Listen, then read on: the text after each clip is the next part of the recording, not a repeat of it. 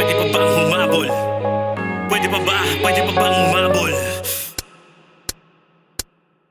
Ang pangalay ko'y Alas, Makati City represent sa wakas. Ngayon ko na ito ilalabas, aking letra na nagsama na bumuo ng mga salita, ideya pinagsama na bumuo ng isang himala.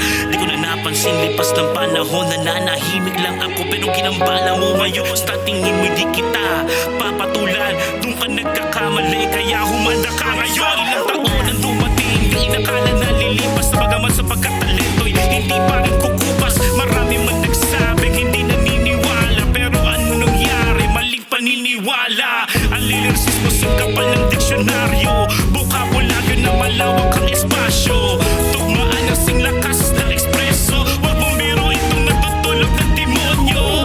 Di mo mababati, nais ko iparating na sa bawat letra ko to, huwag ka sanang dadaig sa aking atake na tila ba nakakawasak ng dingding. Chill ka lang dyan sa tabi habang lahat ay inaangkilos. Teka muna sandali, di ka naman din nagmamadali na agawin to sandali, kasi hindi naman madali na ipakita kung talento ko sa di naniniwala. Hahatang ka bababa, sila mga utak talang ka, sasabihan kang mahina, titignan ka ng mababa, sisiraan ka sa iba, sila higit lang sa ligaya pero di pa dadaig, lalong di mayayanig. Di ako titigil hanggat hindi ka bumibili ng mamayang pagsadamdamin na di mo lang maamin ng mga sulat na ito ay tunay na sa akin. Gamit lapis at papel, makatang sumulat ng letra pag naririnig mo na para baka sa'yo ito ay mantra. Iwan mo'y laging ganado, puso't isip may kalmado, para sa kahit anong larangan di ka madedehado. Templanado, plansyado na di mo inaasahan, ko'y panira na sumira sa iyong katauhan. Di kalidad nitong kalibre ko na asintado, sigurado pag napakinggan mo tingin mo sa'kin magbago. Nilaro lang ng isipan ko itong naririnig mo, malikot ang mga